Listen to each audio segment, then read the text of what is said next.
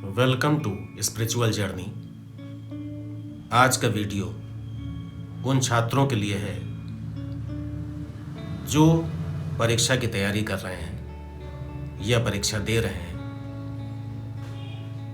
इस दौरान उन छात्रों की मन स्थिति तनावपूर्ण होती है और वे सोचते हैं कि किस प्रकार परीक्षा में सफल हों, कैसे अच्छे अंक प्राप्त करें। इसके लिए एक अनावश्यक दबाव अपने ऊपर महसूस करते हैं। मेरा ये प्रयास है कि उनकी मानसिक स्थिति को सुदृढ़ करके उन्हें परीक्षा में सफलता दिलाई जाए। इसके लिए कुछ सूत्रों को अपनाना होगा। सबसे पहला कार्य कि जो भी विषय वो पढ़ रहे हैं उसमें संकल्पना या कॉन्सेप्ट को समझना सबसे पहली शर्त है। यदि छात्र कॉन्सेप्ट को समझ जाएंगे, संकल्पना को समझ जाएंगे, तो उसके पश्चात उन्हें उत्तर लिखने में बहुत ही आसानी होगी। रटने का तरीका छोड़ना होगा।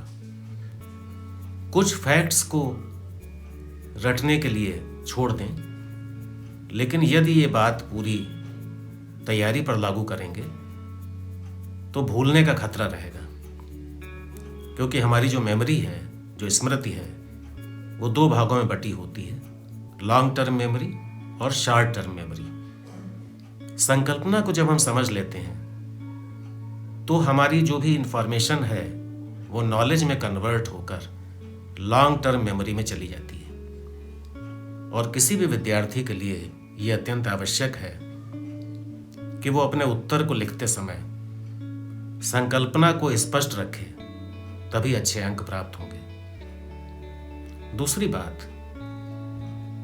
पढ़ने का समय कुछ छात्र पूरी रात जाग कर पढ़ते हैं, कुछ छात्र सुबह जल्दी उठकर पढ़ते हैं। ये उनका व्यक्तिगत निर्णय हो सकता है। मैं इसमें इतना ही कहना चाहूँगा कि जो भी समय उनके लिए सूटेबल है उसमें वो पढ़ें, लेकिन इस बात का ध्यान रखें कि कहीं वो पढ़ाई के घंटे इतने अधिक न हो जाएं कि उनके स्वास्थ्य पर प्रतिकूल प्रभाव पड़े या उनकी नींद बाधित हो। तो इसमें सबसे पहला कार्य यह है कि जो भी घंटे हम पढ़ाई कर रहे हैं उन घंटों में बीच में विश्राम लेना होगा।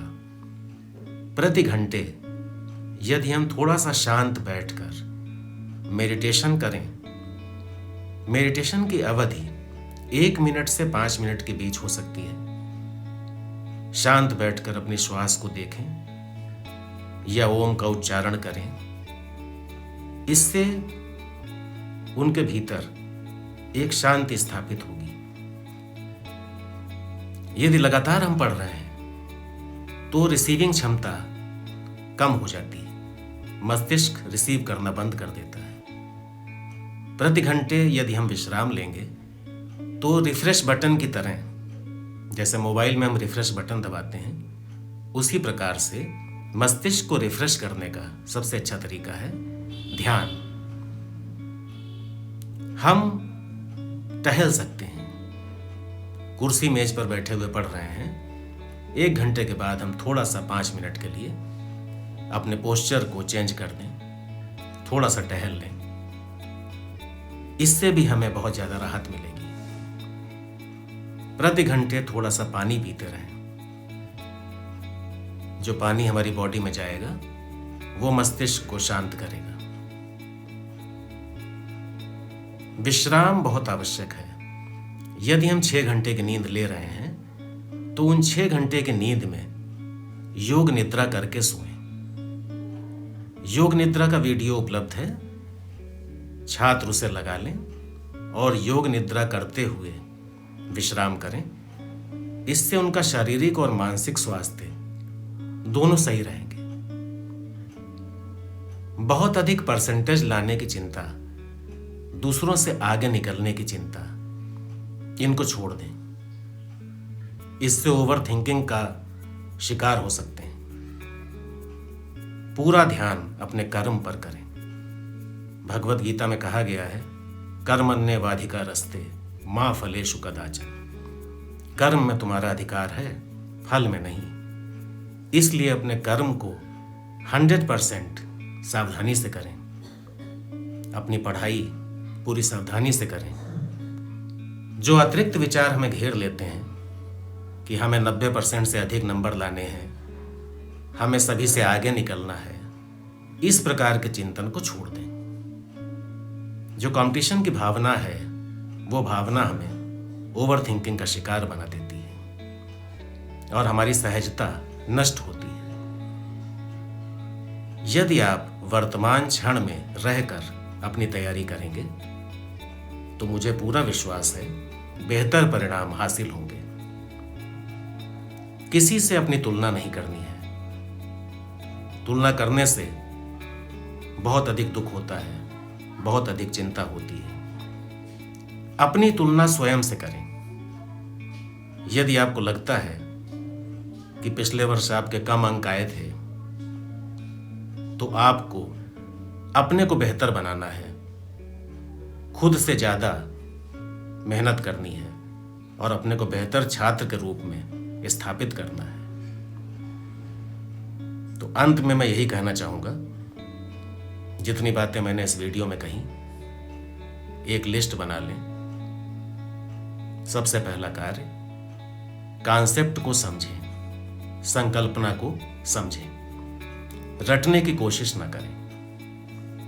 प्रति घंटे विश्राम लेते रहें।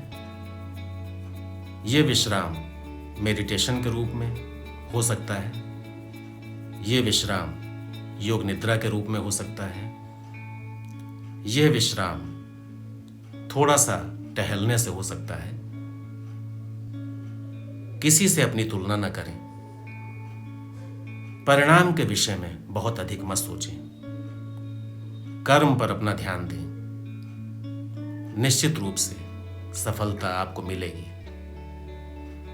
और यदि आप असफल भी होते हैं तो असफलता भी सफलता का ही एक चरण है।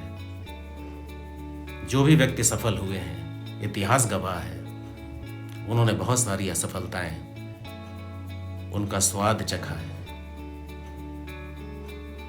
तो कोई भी व्यक्ति अगर आपको सफल दिखाई पड़ रहा है, इसका अर्थ यह नहीं है कि वो कभी असफल नहीं हुआ। असफल होने से भयभीत ना हो। ये भय हमें ओवर थिंकिंग का शिकार बना देता है। पूरा ध्यान अपने कर्म पर, अपनी पढ़ाई पर फोकस करें और अच्छे अंक प्राप्त करें, सफल हों। मेरी शुभकामना आप सभी के साथ है। धन्यवाद।